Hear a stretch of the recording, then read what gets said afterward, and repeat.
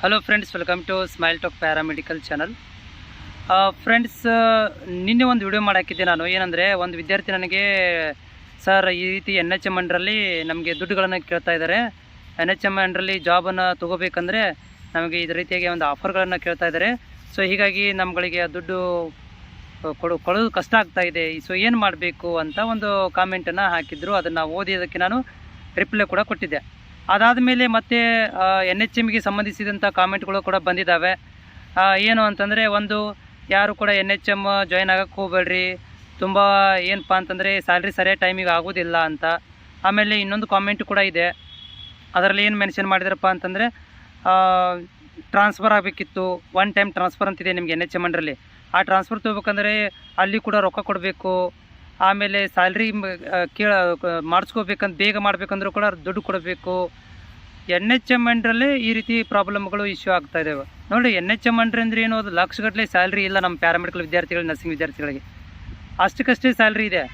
ಅದರಲ್ಲಿ ಕೂಡ ಜೀವನ ನಡೆಯಂಗಿಲ್ಲ. ಯಾರಾದರೂ ಮ್ಯಾರೇಜ್ ಗಿರೇಜ್ ಆದವರು ಇದ್ದರೆ ತುಂಬ ಕಷ್ಟ. NHM ಅಲ್ಲಿ ಸ್ಯಾಲ್ರಿದಿಂದ ಜೀವನ ನಡೆಸಬೇಕಂತಂದರೆ. ಹಿಂಗಿರಬೇಕಾದ್ರೆ ನಾನು ರಿಕ್ವೆಸ್ಟ್ ಮಾಡ್ಕೊಳ್ಳೋದೇನೆಂದರೆ, ಮೇಲಧಿಕಾರಿಗಳಿಗೆ ರಿಕ್ವೆಸ್ಟ್ ಮಾಡೋದೇನಂತಂದರೆ, ನೋಡಿ, ಭಾಳ ಬಡ ವಿದ್ಯಾರ್ಥಿಗಳು NHMಗೆ ಬರೋದು. ಶ್ರೀಮಂತರ ವಿದ್ಯಾರ್ಥಿಗಳು ಇಷ್ಟು ಸ್ಯಾಲ್ರಿಗೆ ಯಾರು ಕೆಲಸ ಮಾಡೋಕ್ಕೆ ಬರೋದಿಲ್ಲ. ದೊಡ್ಡ ದೊಡ್ಡ ಬಿಸ್ನೆಸ್ ಮಾಡ್ಕೊತಾರೆ, ಓನ್ ಕ್ಲಿನಿಕ್ಕು ಲ್ಯಾಬ್ ತಕ್ಕೊಂಡು ಏನು ಮಾಡ್ತಾರೆ ಅಂದರೆ ಆರಾಮಿದ್ದು ಬಿಡ್ತಾರೆ. NHMಗೆ ಬರೋರು ಯಾರು? ಬಂಡವಾಳ ಇಲ್ಲದೆ ಇರೋರು, ಬಡವರು, ಅಂಥವ್ರು ಇಲ್ಲಿ ಬರಬೇಕು. ಸೊ ಅಂಥವ್ರು ಇರಬೇಕಾದ್ರೆ ನೀವು ಮತ್ತೆ ಅವ್ರ ಕಡೆಯಿಂದ ದುಡ್ಡು ತೊಗೊಂಡು ಇನ್ನೂ ಅವ್ರನ್ನ ಬಡವ್ರನ್ನಾಗಿ ಮಾಡ್ತೀರಿ. ಸೊ ಇದು ತುಂಬ ಏನಾಗುತ್ತೆ ಅಂತಂದರೆ ತಪ್ಪಾಗುತ್ತೆ. ನಾನು ರಿಕ್ವೆಸ್ಟ್ ಮಾಡ್ಕೊತಾ ಇದ್ದೀನಿ NHM ಅಧಿಕಾರಿಗಳಿಗೆ. NHM ಏನು ನಡೆಸ್ತಾರೆ ಅವರು, ಫೈನಾನ್ಷಿಯಲ್ ಡಿಪಾರ್ಟ್ಮೆಂಟ್ ಇರ್ಬೋದು, NRC ಡಿಪಾರ್ಟ್ಮೆಂಟ್ ಇರ್ಬೋದು, ಆಮೇಲೆ ಇನ್ನೊಂದು ಯಾವುದಪ್ಪ ಅಂತಂದರೆ ಈಗ DHOಗಳು ಇರ್ಬೋದು. ಇವರೆಲ್ಲರಿಗೂ ಕೂಡ ಒಂದು ರಿಕ್ವೆಸ್ಟ್ ಮಾಡ್ಕೊಳ್ಳೋದೇನಂತಂದರೆ, ಈ ಬಡ ವಿದ್ಯಾರ್ಥಿಗಳಿಗೆ ಇನ್ನೂ ಜಾಸ್ತಿ ನೀವು ಅನುಕೂಲ ಮಾಡಿಕೊಡ್ಬೇಕು.